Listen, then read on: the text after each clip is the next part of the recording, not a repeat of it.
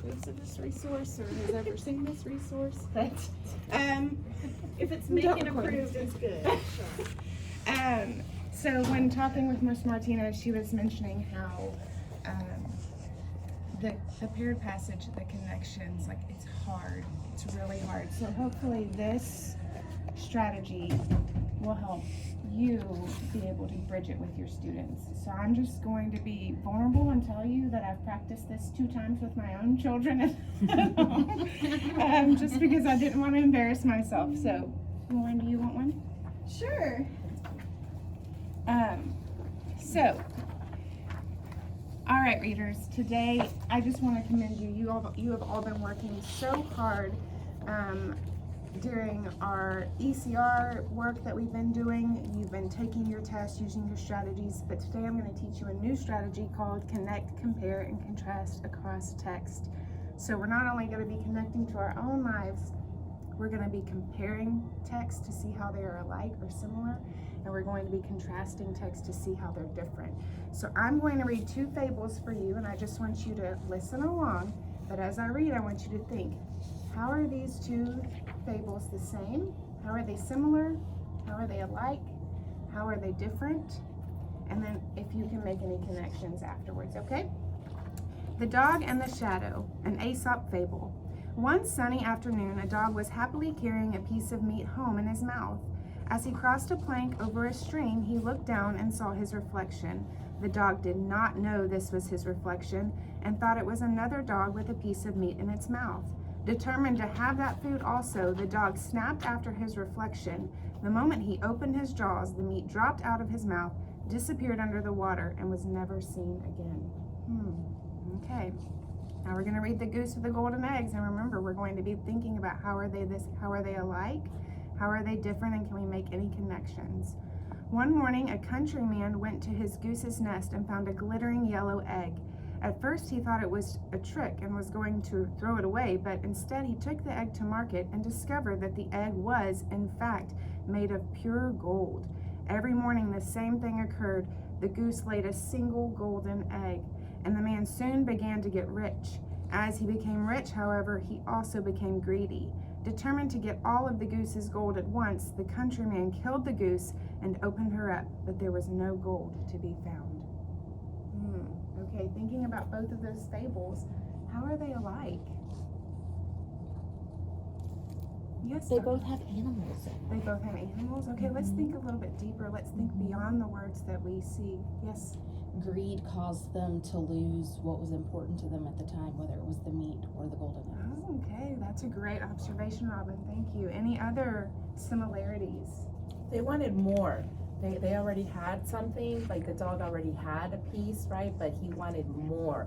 And the man with the goose, he wanted more. So, but they already had something. Yes, you're right. Great observation. They lost what they had. Oh, it's that because they wanted more, they lost what they had. You all had great observations. So now let's think about how they're different. How are these 2 texts different? One's a dog, one's a goose. Anything else? One man's a killer. That's what somebody would say. Yeah.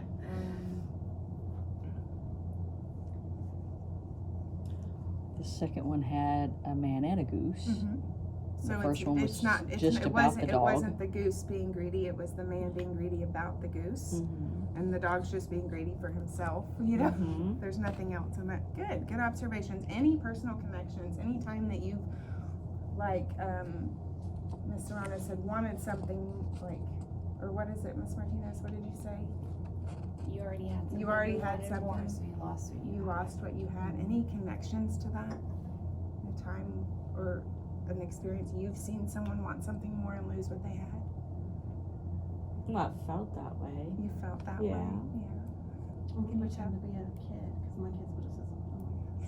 Once, my uncle, that was always the being story, he had some money, but he spent it all on lottery tickets and he didn't win anything. So then he had no money. He So wanted was being more. greedy. He was trying to get more, but he lost money in the process. That is a great connection, Lauren. Thank you. All right, so now that we've done that work, we're going to now review our strategy, connect, compare, and contrast across text. And you're going to encounter this multiple times throughout your life, but it's also something that we do as readers when we're just reading different books. We're thinking, oh wow, that was similar to this book in this way, or that was different to this book in this way. It's just a reading process and a thinking thing that happens when we read. So when we're reading, we're going to compare how the two texts are alike.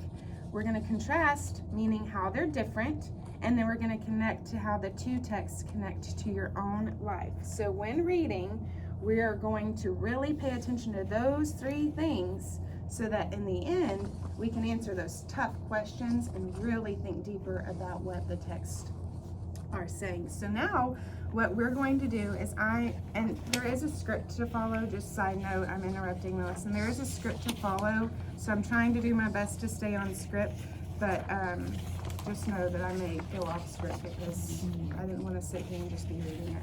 So today I'm going to think aloud while I read Brotherly Love, think Brotherly Love, Tommy and Timmy, and just show you what happens when I'm comparing, connecting, and contrasting across text. So I'm going to read this all just first, and I'm not going to think aloud. I just want you to become accustomed to the stories. Brotherly Love. In a Korean village lived two brothers and their families. Both men were poor. However, the older brother had a little more money. He also had a larger family. One autumn, they harvested their grain. The older brother worried about the younger one and went secretly at night to leave some grain at his brother's small farm. The next day, the older brother found that his grain supply was larger than it had been before he took grain to his younger brother. The same thing happened a second time. The older brother hid in his field and watched. He wanted to know how this could be. In a few hours, he saw someone coming with grain on his shoulders. How surprised he was to see that it was his younger brother. He was worried about his older brother because he had more children to feed. This was true brotherly love. Now I'm going to read Tommy and Timmy, and again, I didn't say it. I told you I was going to think aloud, but remember, we're connecting, comparing, and contrasting, so already be thinking about how they're alike and how they're different. Tommy and Timmy were identical twins. Tommy never loses and Tim never wins. Tommy was popular, Timmy unknown. Tom had a lot of friends and Tim was alone. Tommy got straight A's and was head of his class. Timmy struggled in school and barely would pass. I'm nothing, Timmy said, just an ordinary Joe. And Tommy looked up and said, that just isn't so. Oh yeah, Timmy said, tomorrow be me, and you'll see just how ordinary can be. So that's what they did from 7 till 3. Timmy became Tommy, and Tommy was he. And what do you think happened? What became of each twin? Were they defined by their names, or did it come from within? Well, as it turned out, there is a nice spin. Tommy and Timmy both started to win. So now Tom is Tim, and Tim is now Tom, and everyone's happy, especially their mom. Okay, so now I'm going to reread, and this time I'm going to think aloud, and I'm going to show you what kind of thinking happens when I'm reading these stories, okay? In a Korean village lived two brothers and their families. Both men were poor. However, the older brother had a little more money. He also had a larger family. One autumn, they harvested their grain. The older brother worried about the younger one and went secretly at night to leave some grain at his brother's small farm. So the first step in comparing and contrasting texts is to think about what important facts or details the author gives me, because even though this is a fiction story, there are still facts that are true about this story, okay? So I'm thinking about those. I know that there are two brothers and that the older brother was worried about his younger brother, so he secretly brought him grain. Okay, let me keep reading. The next day, the older brother found that his grain supply was larger than it had been before he took grain to his younger brother. The same thing happened a second time. The older brother hid in his field and watched. He wanted to know how this could be. In a few hours, he saw someone coming with grain on his shoulders. How surprised he was to see that it was his younger brother. He was worried about his older brother because he had more children to feed. So what other facts do I know? Well, I know that the older brother kept dropping off grain at the younger brother's house, and the older brother somehow had more grain than he started with. I also know that the older brother spied his younger brother walking towards his house with the grain one day. So let me put those facts here. Those are the things I know about the story. But I can also make an inference here, because you know, they're doing stuff for each other that really shows me that they care about each other. And so it doesn't say it. It doesn't say that they care for one another, but it does show that they care for one another. So I can infer the younger brother was secretly bringing grain to the older brother, but I can also infer that they truly cared about each other. And then the last line of the story says, this was true brotherly love. So I also learned a lesson in this story, and that is to love your brother.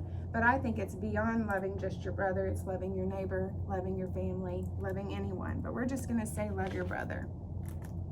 And I can also connect to this because you know what? I have an older brother as well. He's 4 years older, and so he really took time when I was younger to help me with learn things and help to take care of me too. So I made a personal connection to brotherly love. Have an even better connection for Tommy and Timmy. All right. So again, I'm going to compare and contrast, but I have to collect things as I go. I have to look at the facts. I have to make inferences, and I'm probably gonna learn a lesson, but I'm also gonna make some connections as I read. Tommy and Timmy were identical twins. Tommy never loses and Tim never wins. Tommy was popular, Timmy unknown. Tom had a lot of friends and Tim was alone. Tommy got straight A's and was head of his class. Tommy struggled in school and barely would pass. So I see some facts here. I see that one twin excels while the other one kind of struggles. I see that one has friends, one really doesn't. The other twin is the opposite. They're not popular, did not have many friends, struggles in school. So let me keep reading to see again what more I can connect with or learn. I'm nothing, Timmy said, just an ordinary Joe. And Tommy looked up and said, that just isn't so. Oh yeah, Timmy said, tomorrow be me, and you'll see just how ordinary can be. So that's what they did from 7 till 3. Timmy became Tommy, and Tommy was he. So they've switched places here. So they're not acting as themselves, they're acting as the other twin. And what do you think happened? What became of each twin? Were they defined by their names, or did it come from within? Well, as it turned out, there is a nice spin. Tommy and Timmy both started to win. So when they switched, they started to win. So that means there was some success there. So I'm going to keep that in mind. So now Tom is Tim and Tim is now Tom, and everyone's happy, especially their moms. So we talked about our facts. We know that the twins are both very different. They switch places, and when they do, they're happy. But now this is where it gets tricky. I'm having to infer and I'm having to learn some things. So what can we infer about Tommy and Timmy in this poem? Any infer about when they switched? Why do you think they were happy? Turn and talk with your partners.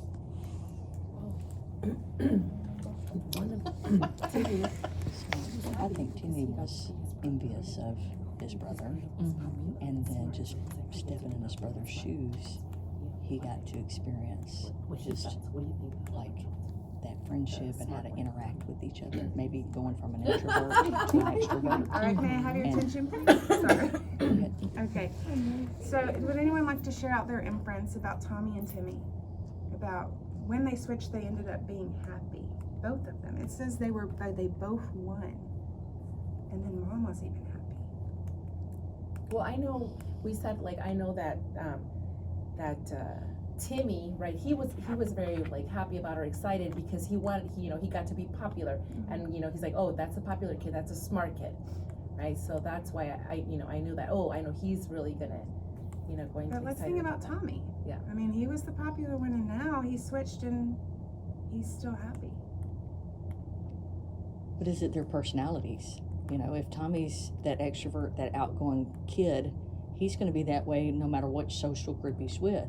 And if Timmy is an introvert or kind of down on himself and just thinks nobody likes me or I'm kind of alone, and then he steps into his brother's shoes, now he's pretending to be the brother and he becomes an extrovert there, so he becomes happy and maybe it changes his personality. Okay. Those are all very good thoughts, and I'm just going to preface this. I had a difficult time making an inference. And so this is what I inferred. I infer that Timmy and Tommy's mom might have mixed them up when they were younger, because when they switch places, they're happy. I mean, maybe Tommy really was meant to be Timmy, and Timmy really was meant to be Tommy, but at one point they got switched. That was my inference. Maybe I I went a thought little too maybe. And I I have twin sisters. I was looking at it more as Timmy gained confidence. Yeah, You know, I thought Tom by- was initially introverted, so now he's happy because he doesn't have to be popular anymore. And then Relieved. Well, and you know, I don't, and that's the beauty of inferencing or making an inference is that we don't really know. It's just I was trying to think, okay, what could be? Well, and then my other inference was that Tommy's happy because he sees Timmy happier. So maybe Timmy's been, you know, sad all this time because of these things. So now Oh, it relates he's back to very the empathetic. brotherly love of the other one. Maybe that's why You the know, mom Robin, happy. that is a great That is a connection. great Did you hear what Robin did? She said it reminded her kind of brotherly love because, you know, of the empathy that this brother showed. Well, and then, you know, I also learned that who you are doesn't come by your name, it comes from who you are within. And so it didn't say it outright. It said, were they defined by their names or did it come from within? But I know truly that it's not my name that makes me who I am, it's what's inside that makes me who I am. Teacher, it reminds me when you read Chrysanthemum, remember? the name? Yes, that's a great connection also. And so when we read, we're also making personal connections, okay? And to do that, and I have a personal connection because as you all know, I have an identical twin too. So I was able to associate with Tommy especially because I feel like I was the twin that was more outgoing and the one that more people knew. But it also, like Robin said, I felt empathy for my sister because sometimes she had a hard time making friends. And so I was able to connect with Tommy and Timmy both. So we can, now that we've done this work and we've thought through both, now we can take that and we can answer a question just like we would on a QA or a star. So I've created a little question here. And we're just gonna, and I would display it or have it printed, but I didn't do that last night. Which sentence best describes the similarity between the text brotherly love and Tommy and Timmy? A, both texts include characters who struggle. Okay. B, both texts have characters who only care about themselves. Or C, both texts include brothers that love each other. And remember, the key word is similarity. So we know that is, when we see the word similarity, that means how are they alike? We're comparing. So, what answer would be the best answer for this question? Which sentence best describes a similarity between the text brotherly love and Tommy and Timmy? Both stories, the brothers loved each other. So it would be C. It would be C. You're right. And we know that because we were able to connect. We were able to connect, compare, and contrast. And sometimes it takes a while to get there. But if we always, when we see those two passages, if we always think, how can I compare these two? How are they alike? How are they similar? How are they different? And then connect them to each other and to myself, I am able to then answer questions that are asking me to do that work. So today when you're reading, boys and girls, and if you're reading two texts, I want you to really think, how do they connect? How can I connect to them? How do they compare and how do they contrast? Okay, off you go.